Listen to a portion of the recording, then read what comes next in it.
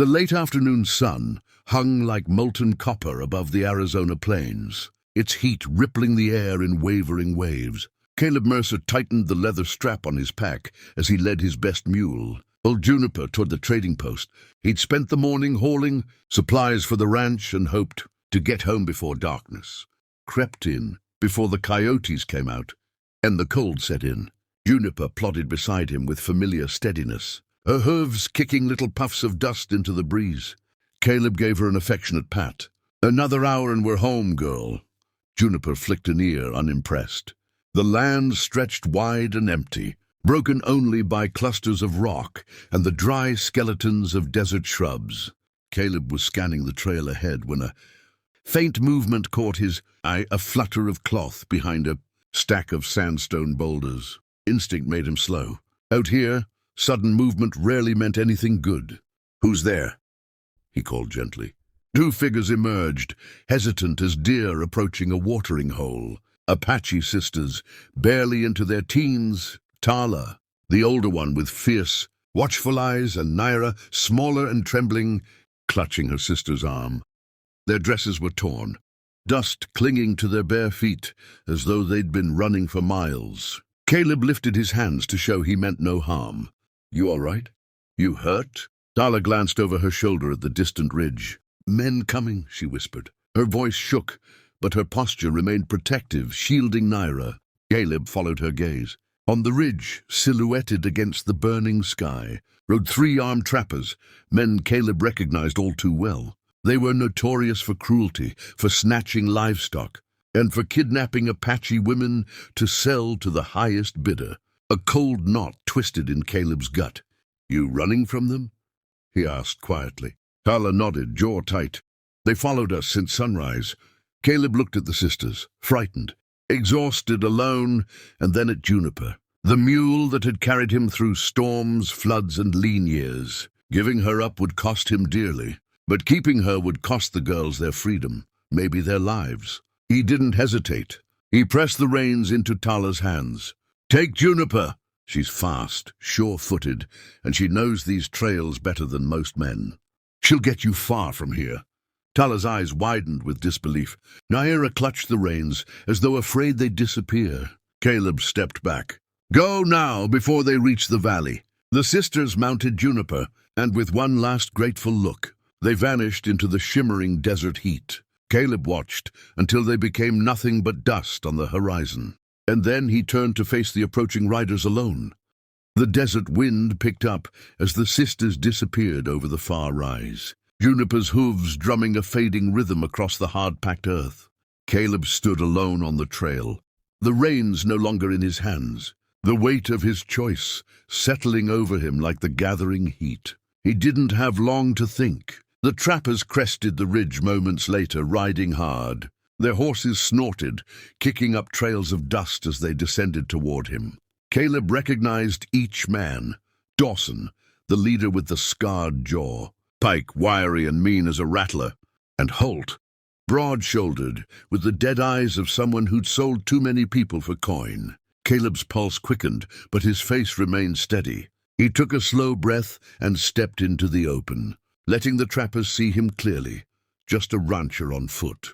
No mule, no companions. Dawson reined in sharply. "Mercer," he barked, "what are you doing out here alone?" "Heading back home," Caleb replied, voice calm as he brushed a thumb across his belt buckle. "Same as any day." Pike scanned the horizon, suspicion tightening his face. "We're looking for two Apache girls. Ran through this way not long ago." Caleb shook his head. "Haven't seen anyone but you three." Dawson's gaze dropped to the trampled earth near. Caleb's boots, the fresh hoofprints from Juniper galloping away. Caleb tensed inwardly, but he didn't let it show. The desert was full of tracks. One set more or less shouldn't mean anything. "You sure about that?" Dawson pressed, leaning forward in the saddle. "Girls fetch a nice price in Tucson." Caleb met his stare without flinching. "I'm sure about what I said." For a moment the world held its breath. The horses pawed at the ground. Holt shifted his rifle. Pike's fingers drummed on his saddle horn. Then Dawson spat into the dust. "Split up!" Check both ridges. The three riders wheeled around, fanning outward in a wide search pattern. Caleb watched silently as they thundered off, their shouts echoing faintly across the plain. He waited until the last rider vanished behind a rise. Only then did he allow the tension to drain from his shoulders. He walked back toward the trading post, each step slow and deliberate, careful not to look behind him. In his mind, he prayed, "Run fast, Juniper. Keep those girls safe. Don't let those men catch your trail." The desert swallowed his footsteps as the sun drifted lower, painting the sky with the colors of danger and hope. The sun had begun its slow descent, turning the horizon into a wash of tangerine and crimson. Caleb sat on the weather-worn porch rail of the old trading post, elbows resting on his knees, eyes fixed on the vast plain. The place was quiet. Now only the faint creaking of a loose shutter and the dry rustle of sagebrush in the wind kept him company. He missed the steady presence of old Juniper more than he had expected. She'd been with him through lean winters, floods that washed out the cattle paths, and storms that erased the sky. Giving her up had felt like losing a part of himself, but he knew he'd do it again. The remaining light stretched long shadows across the ground, and Caleb's gaze drifted to the trail. He didn't expect visitors, especially not at dusk. So when the distant thunder of hooves rolled toward him, he stiffened. His first thought was the trappers. He stood, hand instinctively brushing the handle of his holstered pistol. But as the rider emerged from behind a line of low hills, Caleb realized this was no trapper. The man rode with the grace of someone born in the saddle, his posture tall and dignified. His horse, a sleek, powerful chestnut, moved like a creature carved from firelight.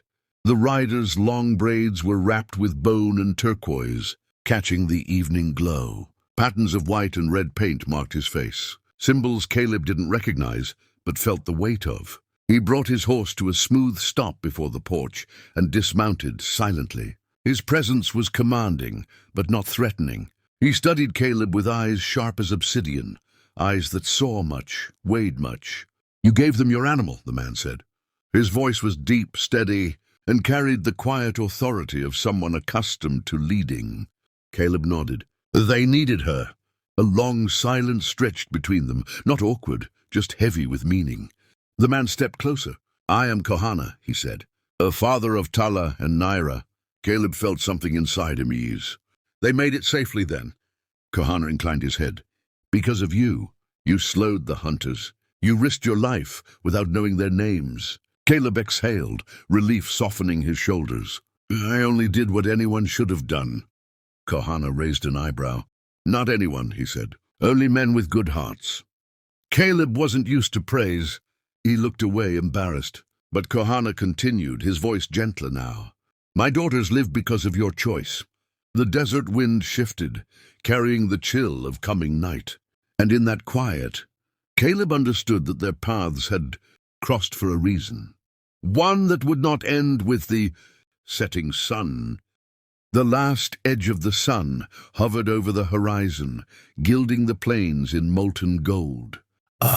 Hush settled across the land, the kind that came just before night claimed the world. Caleb stood facing Kohana, the Apache warrior whose presence filled the fading light like something carved out of the earth itself. For a long moment neither man spoke. The desert wind pulled softly at Kohana's braids, carrying with it the scent of cedar smoke, some distant campfire far beyond the ridge, where his daughters must have been waiting.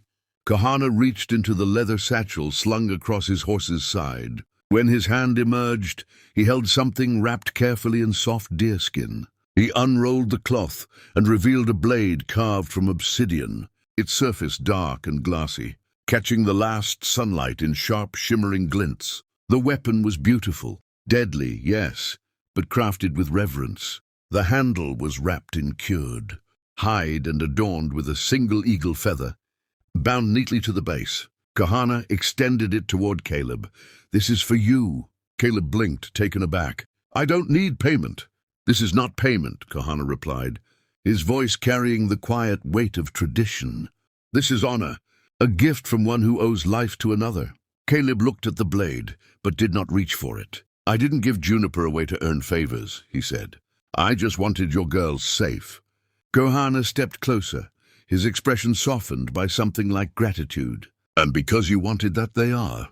Naira trembled when she spoke your name. Tala told the fire of your courage. He paused. If you refuse the blade, you refuse my thanks, and the thanks of my people. Caleb swallowed hard. He wasn't a man accustomed to ceremony, nor to carrying anything more precious than a lasso or a canteen. But he understood what was being offered. Not a weapon, not a reward, a bond. He took the obsidian blade with steady hands. It felt surprisingly light, yet filled with history and purpose. Kahana nodded once, deeply, as though sealing something between them. Juniper will return to you, he said. She knows her home, and my daughters will watch over her on her journey. Caleb allowed a soft smile. Tell them I'm glad they're safe. Kahana mounted his horse in one fluid motion. The desert remembers kindness. Caleb Mercer, his voice lingered as he turned toward the darkening horizon, and so do fathers. As the warrior rode away, the sun finally dipped below the mountains, leaving Caleb alone on the porch, obsidian blade in hand, heart warmed by something stronger than the dying light. He stood there long after night fell, listening to the whisper of the wind and waiting for the sound of a familiar mule returning home.